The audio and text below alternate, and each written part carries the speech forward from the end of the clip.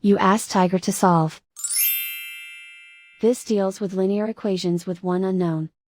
The final result is x equals 26. Let's solve it step by step. Group all constants on the right side of the equation. Add 4 to both sides. Simplify the arithmetic.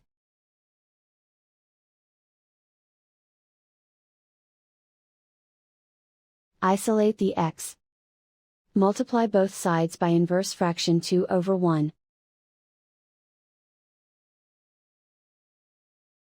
Group like terms.